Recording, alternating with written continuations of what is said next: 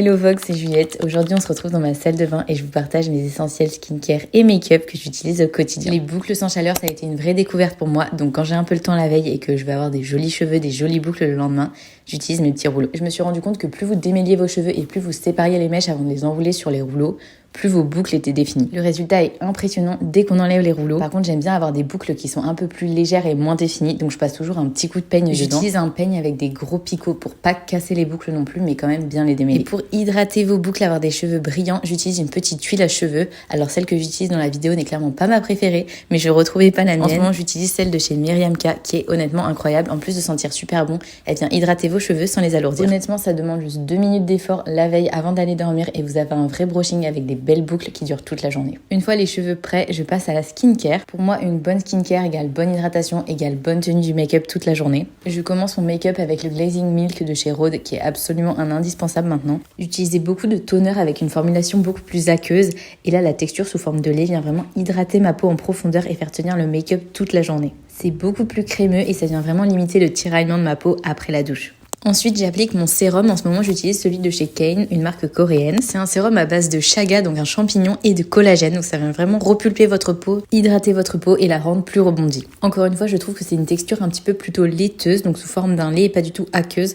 Donc ça vient de nouveau hydrater la peau et ça ne la dessèche pas. Et petit tips, ne jamais oublier le cou. Étape très importante de la skincare, c'est la crème pour les yeux. On a souvent tendance à passer à côté de cette étape, mais la peau des yeux est très fine et nécessite donc une hydratation elle aussi. J'utilise une crème de chez Habib, une marque coréenne, c'est la crème Jericho Rose. Elle est enrichie en collagène et les extraits de rose viennent limiter les poches et les ridules. Ensuite, j'utilise ma crème hydratante, donc selon les saisons, une crème plus ou moins riche. En ce moment, j'utilise cette crème assez légère de la marque coréenne Skin 1004. C'est une crème qui est concentrée en Centella asiatica et en céramide, donc qui va vraiment restaurer la barrière cutanée et hydrater votre peau. Comme vous avez pu le voir, j'adore la skincare coréenne. C'est des produits qui viennent respecter votre peau, hydrater votre peau, restaurer votre barrière cutanée sans vous donner d'acné. Ensuite, pour préparer l'application du rouge à lèvres à la fin du make-up, j'applique cette petite huile à lèvres de chez Typologie. En plus d'avoir un packaging absolument adorable, elle vient vraiment hydrater vos lèvres en profondeur. Qu'il pleuve, qu'il vente, qu'il neige, on applique sa crème solaire. J'utilise celle de chez Skin 1004, toujours la même marque coréenne. C'est une crème solaire sous forme de stick qui est composée majoritairement de Centella asiatica mais aussi d'acide hyaluronique. Elle vient protéger votre peau des UV du soleil mais aussi l'hydrater en profondeur. Elle ne fait pas d'effet blanc et en plus la forme stick vous permet vraiment de la réappliquer toute la journée. Je peux ensuite appliquer mon fond de teint. J'utilise celui de chez Laura Mercier, le Real Flawless. Ce que j'adore avec ce fond de teint, c'est qu'il a une texture qui est très modulable. Vous pouvez l'appliquer en fine couche pour avoir un fini qui est assez léger et naturel ou en couche un peu plus épaisse pour avoir un teint vraiment plus unifié. Ce que j'aime bien faire, c'est d'abord l'appliquer au doigt sur le visage et ensuite étirer la matière avec le pinceau.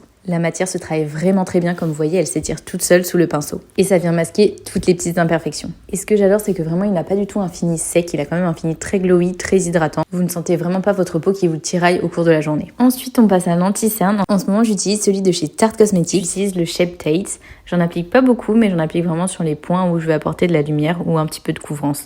Donc je le mets au niveau de mes cernes et là où il y a un petit bouton. Pour le coup, je trouve que c'est un fond de teint avec une couvrance quand même assez importante, donc je travaille pas mal la matière avec mon petit pinceau pour ne pas faire d'effet paquet ou marque sous les yeux. Et ensuite, on vient poudrer le tout avec la poudre translucide de chez Hourglass. Je ne suis pas une experte des poudres translucides, mais celle-ci fait très bien le travail. Je l'applique surtout sur les zones où j'ai appliqué de l'anti-cerne, mais aussi ma zone T, puisque c'est une zone qui est quand même assez brillante au cours de la journée. Après, c'est vrai que c'est une étape que je ne réalise pas tout le temps parce que j'aime bien avoir un teint qui est très glowy. Donc je n'applique pas forcément de la poudre. Ensuite, on passe au blush. En ce moment, j'adore les blush crème parce que j'aime beaucoup travailler la matière et je trouve que ça se voit un petit peu mieux. Et parfois, je fais même un peu de superposition avec un blush crème puis une poudre comme je vais faire aujourd'hui. Je vous mettrai la teinte exacte dans la description. C'est une jolie couleur rosée qui vient quand même me donner tout de suite une meilleure mine. Encore une fois, je trouve que cette matière est très crémeuse, qu'elle se travaille très bien, donc j'en mets vraiment sur toutes mes pommettes. Je passe ensuite au blush sous forme de poudre. J'adore celui-ci, c'est vraiment un de mes coups de cœur. C'est un blush de chez Romande qui est une marque coréenne. Je cherchais désespérément un blush qui soit rose clair, rose pastel et je ne trouvais pas. Celui-ci est parfait et il correspond parfaitement à ma carnation. Et je l'applique également sur mes paupières comme une petite base de fard à paupières. Ensuite, j'applique du gel à sourcils. En ce moment, j'utilise celui de chez Benefit. Je trouve que tout de suite, ça me fait un regard beaucoup plus ouvert, beaucoup plus éveillé. C'est un gel à sourcils que j'aime beaucoup mais qui, je trouve, malheureusement ne tient pas assez mes sourcils. Donc, je suis toujours à la recherche du meilleur gel à sourcils. Si vous avez des recommandations, n'hésitez pas à me les partager. Ensuite, comme je suis une grande fan des paillettes et pour ouvrir mon regard, j'ajoute toujours un peu de fard à paupières irisé sur mes paupières et dans le coin interne de mes yeux. J'utilise une ancienne palette d'une collection de Noël de chez Tarte Cosmetics. Je vous mettrai également le lien en description. Je l'adore parce qu'il y a vraiment un énorme choix de couleurs. Les fards sont vraiment très irisés et ça tient toute la journée. Et j'adore vraiment le mettre dans le coin interne de mon œil. Ça fait comme si j'avais mis un petit peu d'highlighter et ça vient vraiment ouvrir le regard. Ensuite, étape clé, le mascara. Ça vient vraiment tout changer sur mon visage puisque j'ai les cils qui sont très clairs. En ce moment, j'utilise celui de chez Blush et à l'heure où je filme cette vidéo, je l'ai déjà terminé. C'est un mascara qui est enrichi en actifs avec notamment de l'amande douce et de l'acide hyaluronique. Ça vient donc vraiment hydrater vos cils et en même temps booster la pousse de ces derniers. C'est vraiment un mascara soin. Ensuite, je viens définir le contour de mes lèvres avec un crayon de chez Make Up For Ever. J'adore ces crayons parce qu'encore une fois, ils sont très crémeux.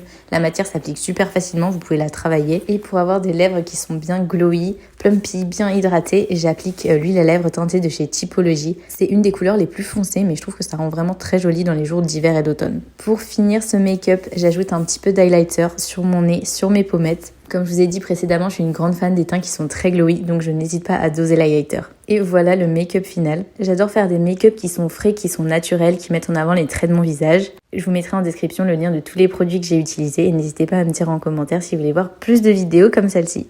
Bisous!